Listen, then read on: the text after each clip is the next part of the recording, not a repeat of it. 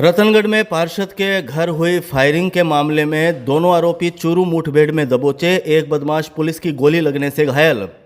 चूरू जिले के रतनगढ़ कस्बे में कांग्रेस नेता और पार्षद राजेंद्र बब्बेरवाल के घर पर ताबड़तोड़ फायरिंग कर दहशत फैलाने वाले दोनों आरोपियों को पुलिस ने गुरुवार को चूरू में हुई मुठभेड़ के बाद पकड़ लिया। इस दौरान पुलिस की जवाबी कार्रवाई में एक बदमाश गोली लगने से घायल हो गया, जबकि दूसरे आरोपी को हिरासत में ले लिया गया है। दोनों को राजकीय भर्ती अस्पताल लाया गया, जहां उनका इलाज चल रहा है।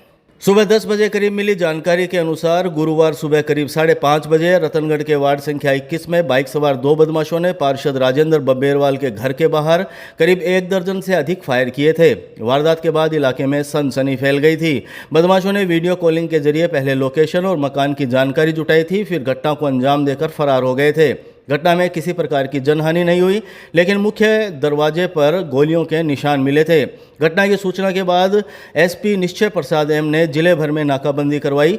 इसी दौरान चूरू के तारानगर रोड पर डीएसटी ने संदिग्ध बदमाशों का पीछा किया। पुलिस के अनुसार पीछा करते समय बदमाशों ने पुलिस टीम पर फायरिंग कर दी। जवाबी कार्रवाई में अनमोल नाम के बदमाश के गोली लगी, जिसे गंभीर हालत में राजकीय भर्ती अस्पताल में भर्ती करवाया गया। वहीं उसके साथी रोहित को पुलिस ने हिरासत में ले लिया है। दोनों आरोपी पंजाब के बताए जा रहे हैं, जो यहां फायरिंग की घटना को अंजाम देने आए थे।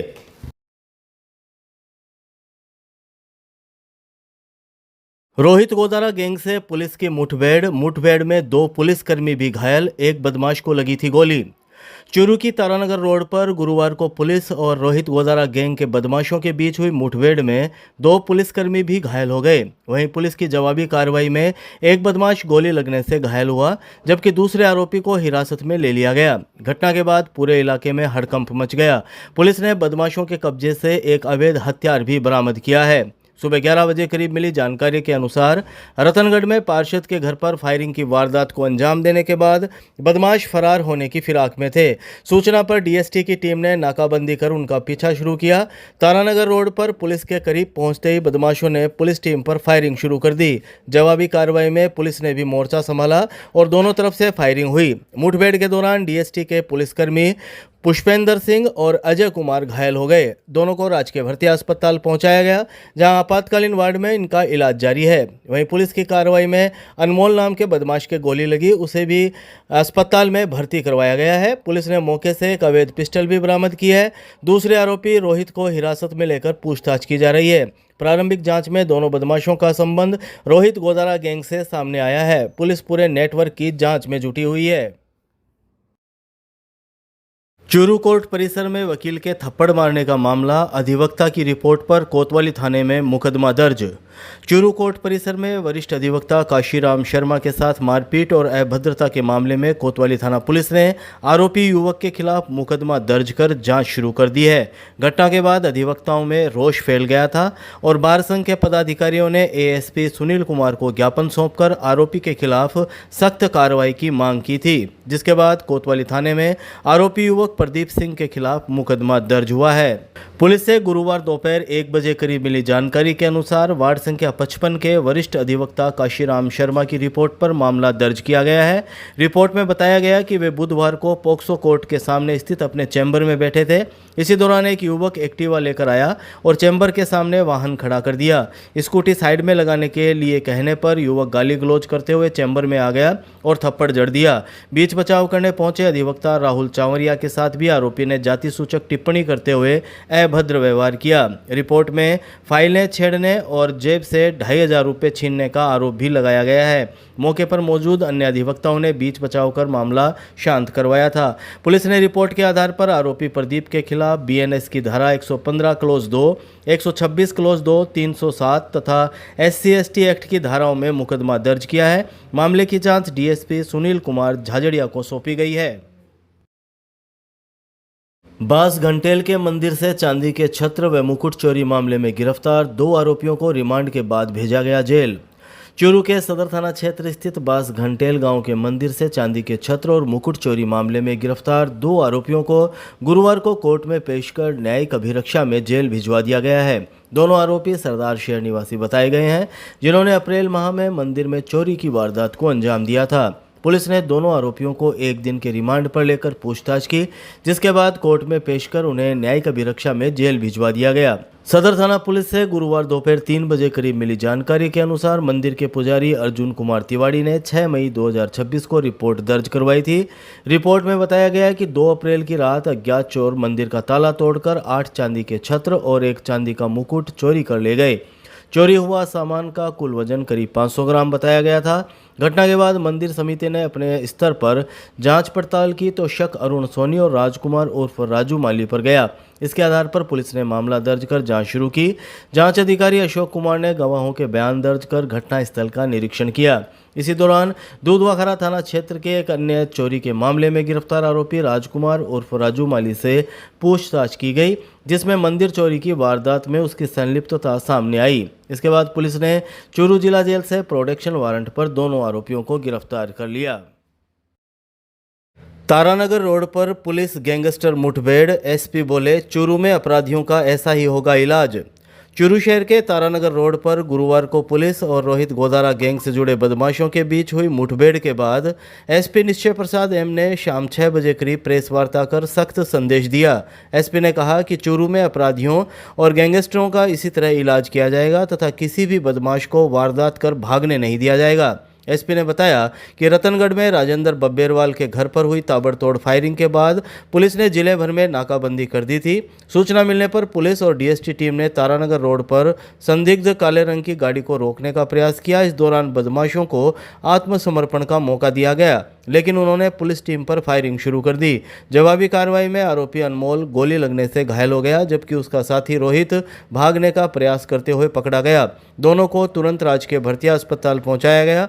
पुलिस के अनुसार अनमोल जालंधर और रोहित होशियारपुर का निवासी है। प्रारंभिक जांच में सामने आया है कि दोनों बदमाश वीरेंद्र चारण और रोहित गोदारा गैंग के लिए रंगदारी मांगने के उद्देश्य से फायरिंग करने आए थे। पुलिस दोनों के आपराधिक रिकॉर्ड और गैंग कनेक्शन की गहन जांच कर रही है। ये एक ऐसी घटना है जिसमें चूरू पुलिस की शूरता, बहादुरता और कर्तव्यनिष्ठा दिखाता है, और मैं हमारे सारे चूरू पुलिस जवान को भी बधाई देता हूँ कि इतना बढ़िया तरीके से उन्होंने काम किया है। साथ ही मैं एक चीज़ बताना चाहता हूँ, ये चूरू पुलिस जो है, चूरू जिले जो है, यहाँ से कोई भी अपराधी कुछ भी घटना करके वहाँ से जा नहीं पाएगा। इससे पहले दबोच लिया जाएगा। कोई भी यहाँ से भागने की कोशिश करे तो यही हाल होगा सबका। तो ये कोई भी गैंगस्टर हो, कोई किसी भी नाम का हो, कोई भी बाहर विदेश में बैठा हो, यहाँ पे हो, सबका इलाज ऐसे ही होगा। और इस चीज़ के सतर्क रहे। मैं आमजन से भी ये अपील करना चाहता हूँ कि आइंदा कोई भी ऐसी संदिग्ध गतिविधि चले तो इस संबंध में पुलिस को तुरंत सूचना दे।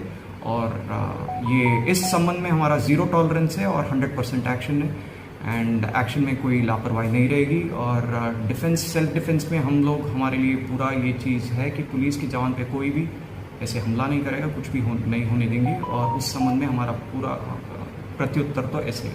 आज सुबह की एक घटना है कि हमारे डीएसटी इंचार्ज, मैं उनकी जाता 2 लोग जो संदिग्ध है, उनकी सूचना पर डाडर टोल जो है वहाँ पे उन्होंने नाकाबंदी की। और नाकाबंदी के दौरान जो ये 2 जवान जो लड़के थे, उन्होंने उनकी ब्लैक कलर की गाड़ी के साथ वो नाकाबंदी तोड़ के भागने की कोशिश की। और इसके बाद इनकी पूछताछ के दौरान हमारे शीतला चौक जो है वहाँ से ये भागने का प्रयास किया और भागे। और उनके हथियार जो थे वो हथियारबंद थे और वहाँ से भागे। और बाद में हमारे पूरे चूरू ज़िले में नाकाबंदी कराया गया। और इस दौरान पुलिस की हमारी जो जवान है, जो जाब्ता है, जो टीम है, बहुत ही बढ़िया साहस प्रदर्शन करते हुए, बहुत बढ़िया कर्तव्यनिष्ठा भी दिखाते हुए उन्होंने पहले उनको मौका भी दिया और वहाँ से फायरिंग भी हुआ हमारे पुलिस जवान के ऊपर। पुलिस जवान अपने आप को बचाने की कोशिश भी की और उनको मौका भी दिया। उसके बाद जवाबी हमले में उसमें एक बंदा घायल भी हुआ और दूसरा फरार भागने की कोशिश में उसका पैर भी टूट गया। और इनको तुरंत वहाँ से हमने इलाज के लिए अस्पताल भेजा गया और उनका इलाज चल रहा है और वो अभी स्टेबल है। हमने इसमें 2 व्यक्तियों को हमने हिरासत में ले लिया है। उसमें एक का नाम है अनमोल सिंह पुत्र गुरदीप सिंह, ये है जलंधर का। दूसरा है रोहित पुत्र राम, होशियारपुर का। इन दोनों को हमने दस्तयाब कर लिया। एंड इसके पूछताछ दौरान हमें ये पता चला कि इन्होंने उस दिन सुबह लगभग 5:30 बजे के आसपास उन्होंने रतनगढ़ क्षेत्र में कस्बे में एक राजेंद्र नाम से है उनके इस व्यक्ति के घर पे उन्होंने 10-12 गोली फायर किया और फायर करने के बाद वहाँ से भागे। और इस चीज़ के बाद वहाँ पे पता चलने के बाद वहाँ मौके पे अभी रतनगढ़ थाने क्षेत्र में 191/2026 191/2026 मुकदमा दर्ज हुआ है। रतनगढ़ थाने में जो ये इन्होंने वहाँ पे कस्बे में फायरिंग किया, इस संबंध में वहाँ पे मुकदमा दर्ज हुआ है। अभी कोतवाली थाने पे भी मुकदमा दर्ज हुआ है, जो हमारे जवान के ऊपर इन्होंने हमला किया, फायरिंग हुई, इस संबंध में वहाँ से भागने की और वहाँ से हमारे जवान के ऊपर उन्होंने फायरिंग की इस संबंध में। और सदर थाने पे भी मुकदमा दर्ज हुआ है इनके खिलाफ, जहाँ से इन्होंने गाड़ी नहीं रोकी और पुलिस के ऊपर चढ़ाने की कोशिश की। 3 मुकदमा, एक मुकदमा दर्ज हो गया, 2 और मुकदमा दर्ज हो रहा है। इनके अनुसंधान में ये पाया गया है कि इन्होंने जो फायरिंग की ये वीरेंद्र चारण और रोहित गोदारा के उनके पैसे की फिराक में, उनके पैसे मांगने के सिलसिले में उन्होंने उनके कहने पे फायरिंग किया, ऐसे इन्होंने पूछताछ में बताया कि उनकी जो पैसा है उनकी फैमिली को सपोर्ट करने के लिए, उनके फैमिली को दिलाने की चीज़ को लेके इन्होंने किया। जो बदमाश हैं इन्होंने कितने राउंड है वो पुलिस पे फायर किए थे और क्या कहेंगे इसके बारे में, आगे किस तरह कार्रवाई रही थी? अभी पुलिस के ऊपर इन्होंने पहले एक फायर किया और उसके बाद पुलिस ने बचाव भी करने की कोशिश की, लेकिन उसके बाद बोलने के बावजूद उन्होंने पुलिस के ऊपर फायरिंग की, जिसका जो राउंड है वो पुलिस के बुलेट प्रूफ जैकेट पहनने की वजह से वो बच गए। तब तुरंत उन्होंने और एक बार कॉक करके और एक बार फायर करने से पहले पुलिस को वहाँ पे उनको जावी हमले में उनके टांग पे गोली चलानी पड़ी। और ये चीज़ दर्शाता है कि पुलिस, हमारी जो चूरू पुलिस की ट्रेनिंग है बहुत बढ़िया है। हमारा चूरू पुलिस जो है बहुत ही कर्तव्यनिष्ठा दिखाते हुए यहाँ पे बहुत बढ़िया तरीके से इन्होंने जो मौके पे हैंडल किया सिचुएशन। इसके अंदर पुलिसकर्मी भी घायल हुए? पुलिस के 2 जवान भी इसमें घायल हुए, जो मुठभेड़ में भागते हुए उन दोनों जवानों को भी मारते हुए वो निकल गए। और वहाँ पे भी मौके पे भी जो भागने के प्रयास में थे, उस संबंध में भी 2 हमारे जवान पे भी घायल हुए। उन 2 जवान का भी इलाज चल रहा है वर्तमान में। सर, जो रतनगढ़ के अंदर फायरिंग हुई वहाँ बताया जा रहा है बाइक पे आए थे बदमाश और यहाँ उनके पास गाड़ी रही। इस चीज़ में अनुसंधान जारी है कि वो कहाँ से आए थे, कैसे आए थे, वो सारी चीज़ अनुसंधान का मामला आ रहा है। लेकिन वहाँ पे भी हमारे जो मुकदमा दर्ज हुआ है अभी, तो वहाँ परिवादी भी उनके सामने ही फायरिंग हुआ है, उनके ऊपर वहाँ पे घर के बाहर फायरिंग हुआ है, लेकिन उसमें तुरंत हमने काबू पा लिया। जो आरोपी है इनका कोई आपराधिक रिकॉर्ड वगैरह मिला है? ये अभी तक आपराधिक रिकॉर्ड मिला नहीं है, इसमें आगे कार्रवाई कर रहे हैं, इस पर आपराधिक रिकॉर्ड